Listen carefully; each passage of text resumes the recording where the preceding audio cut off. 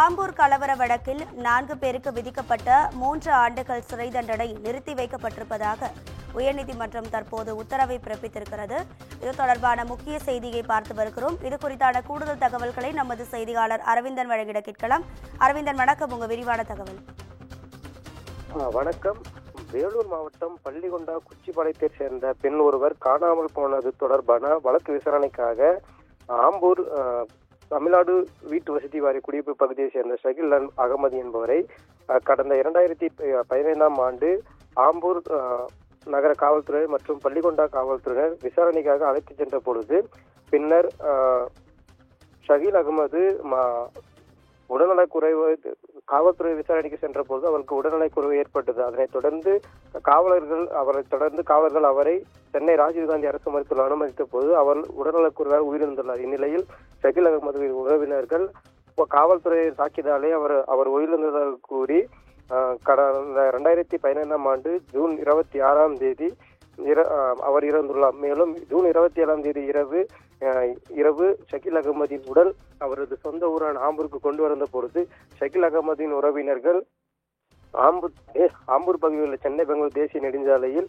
சுமார் 1000க்கும் மேற்பட்டோர் காவல்துறை வாகனங்கள் மற்றும் பொது சொத்துக்களை சேதப்படுத்தி மற்றும் அப்போதைய வேலூர் எஸ்பியாக இருந்த செந்தில்குமார் மீது கல்வீசி தாக்கியது தொடர்பாக சுமார் இதில் 15 பெண் போலீசார் மற்றும் 91 போலீசார் காயமடைந்தனர். இந்த கலவரத்தில் 11 அரசு பேருந்துகள், 7 வாகனங்கள் உள்ளிட்ட 30க்கும் மேற்பட்ட வாகனங்கள் அடுத்து நொறுக்கப்பட்டும் 4 பைக்குகள் தீ வைக்கும் கொளுத்தப்பட்டுள்ளன. இந்த கலவரத்தின் தொடர்பாக சுமார் 185 பேர் மீது 12 பிரிவுகளின் கீழ் வழக்கு பதியப்பட்டு வழக்கை விசாரித்த கடந்த சில தினங்களுக்கு முன் இந்த வழக்கானது தீர்ப்புக்காக திருப்பத்தூர் அரசு மாவட்ட முதன்மை நீதிமன்றத்தில் குற்றம் சாட்டப்பட்டவர்கள் 72 பேர் குற்றவாளிகள் என அறிவித்து அதில் 3 பேருக்கு 14 ஆண்டுகள் சிறை தண்டனையும் 6 பேருக்கு 7 ஆண்டுகள் சிறை தண்டனையும் 14 பேருக்கு 1 ஆண்டுகள் முதல் 4 ஆண்டுகள் வரை சிறை தண்டனை விதித்து நீதிபதி மீனாகுமாரி உத்தரவிட்டார். அதனைத் தொடர்ந்து 161 பேரை விடுதலை செய்து இந்த வழக்கிற்காக மீனாகுமாரி உத்தரவிட்டார். இந்த உத்தரவை எதிர்த்து 3 ஆண்டுகள் சிறை தண்டனை விதிக்கப்பட்ட பயாஸ் அகமது மற்றும் சஜித் அகமது மற்றும் முகமது இஸ்மாயில் மற்றும் சுகேல் அகமது ஆகிய 4 பேர் சென்னை உயர்நீதிமன்றத்தில் மேல்முறையீடு செய்துள்ளனர். அந்த மனுவில் அரசு தரப்பு சாட்சியத்தில் முரண்பாடுகள் உள்ளதாகவும் என்பதை கருத்தில் கொள்ளாமல் வெறும் யூகத்தின் அடிப்படையில் நீதிமன்றம் விசாரணை செய்து தங்களுக்கு தண்டனை விதித்துள்ளதாகவும் தெரிவிக்கப்பட்டுள்ளது.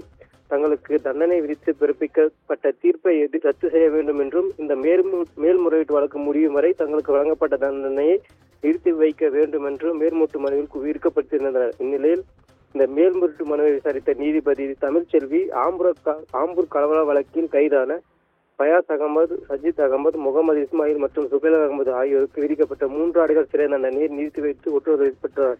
மேலும் இந்த மேல்முறையீட்டு மனுவுக்கு நவம்பர் 24ஆம் தேதிக்குள் பதிலளிக்கும்படி நீதிபதி தமிழ்ச்செல்வி ஆம்பூர் நகர போலீசாருக்கு உத்தரவிட்டு விசாரணை தள்ளி வைத்துள்ளார்.